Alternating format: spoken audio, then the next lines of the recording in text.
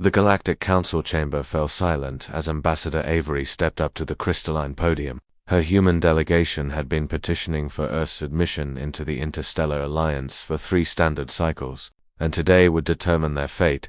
Esteemed council members, Avery began, her voice steady despite the weight of hundreds of alien eyes upon her. Humanity requests full membership and the accompanying trade privileges. Councillor Zexter, a towering insectoid from the hive worlds, clicked his mandibles skeptically. Your species is ... adequate, but we have concerns about your planet's hostility index. Our surveys indicate Earth registers as a Class 7 death world. James, Avery's co-ambassador and xenobiology expert, leaned forward from his seat behind her. He'd seen this objection coming. Every species in the Alliance hailed from garden worlds temperate, stable, predictable. Earth was none of those things. With respect, Councillor Avery replied, humans have thrived on Earth for millennia. We've adapted to its challenges. Adapted. The crystalline delegate from Prism Prime chimed, their voice like wind through glass. Your planet experiences violent atmospheric upheavals you call hurricanes. Your tectonic plates shift unpredictably. You have apex predators that can kill your kind with ease. This is adaptation. James stood, unable to contain himself. If I may, Counselor, those challenges have made humanity resilient. We've learned to coexist with danger.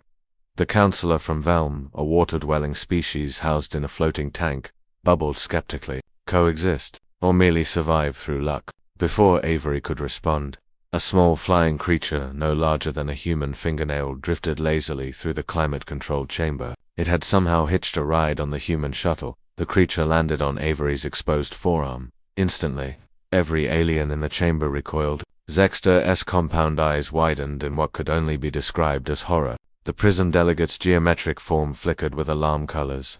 Parasite, Zexter shrieked, his translator struggling with the pitch. Security. The human has been infected with a hostile life form. Avery glanced down at her arm where the mosquito was beginning to feed. She sighed. Oh, for the love of it's just a mosquito.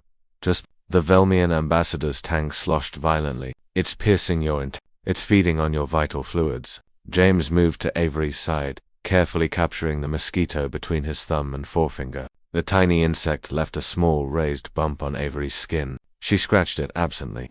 This, James said, holding up the crushed mosquito for the council to see via the holoprojectors, is a mosquito. Calicidae family. They're common on Earth. The silence that followed was profound. Common. Zexter's antennae quivered. How common? Avery exchanged a glance with James. There are approximately 110 trillion mosquitoes on Earth at any given time.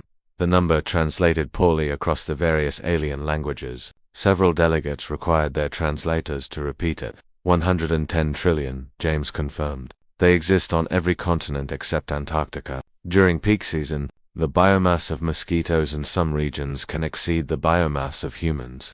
The Prism delegate's entire structure turned a deep purple what their species displayed during existential dread, and they all drink your blood. Just the females, Avery explained, scratching the bite again. They need the protein for egg production. Males feed on nectar, and humans simply tolerate this. The Velmian's voice carried a note of hysteria. Billions upon billions of parasitic organisms that actively hunt your species for sustenance. Billions is underselling it, James said, pulling up a holographic display. In some tropical regions, a single human can receive hundreds of bites in a single evening. Mosquitoes are responsible for transmitting diseases that kill hundreds of thousands of humans annually.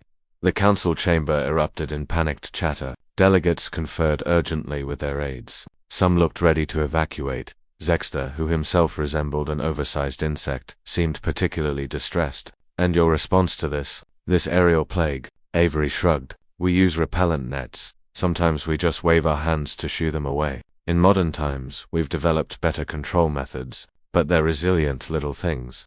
You wave your hands, Zexter repeated flatly. Mosquitoes are annoying, James added, but they're just part of life on Earth, like rain or taxes. The crystalline delegate flickered through several color combinations. Your planet harbors 110 trillion hostile parasites that feed on your population, spread deadly diseases, and your species' primary defense is to wave at them. Sometimes we slap them, Avery offered helpfully, though that's usually after they've already bitten us. James brought up more data. For context, mosquitoes have been on Earth for about 100 million years. Humans evolved alongside them. Our immune systems developed responses to their saliva. That's what causes the itching. Some populations have even developed partial genetic resistance to mosquito-borne diseases. You evolved with them hunting you, the Velmian whispered. They didn't wipe us out, Avery said simply. We persisted, we thrived. Yes, Earth is challenging. Yes, we share our world with creatures that view us as a food source. But that's made us adaptable, resilient. It's taught us problem-solving, cooperation, and persistence. Zexter's mandibles worked silently for a long moment. Finally, he turned to his fellow counselors. I would like to revise my earlier assessment. Any species that can achieve spaceflight while being actively hunted by 110 trillion flying parasite sound considers this merely an annoyance, clearly possesses the fortitude required for alliance membership. The Prism delegates' colors shifted to a cautious green. Agreed. If humans can thrive under such conditions, they will be formidable allies. Or terrifying enemies, the Velmian added quietly. Avery smiled. We prefer allies, Counselor. The vote was unanimous. As they left the chamber, James chuckled. Who knew mosquitoes would be our ticket in? Avery scratched her arm one more time. Sometimes our greatest weakness is our greatest strength. We're humans. We endure. Behind them, the council was already updating Earth's classification from Class 7 Death World to Class 10 Nightmare World inhabited and revising their first contact protocols accordingly. Humanity had officially arrived on the galactic stage and the galaxy was just beginning to understand what that meant.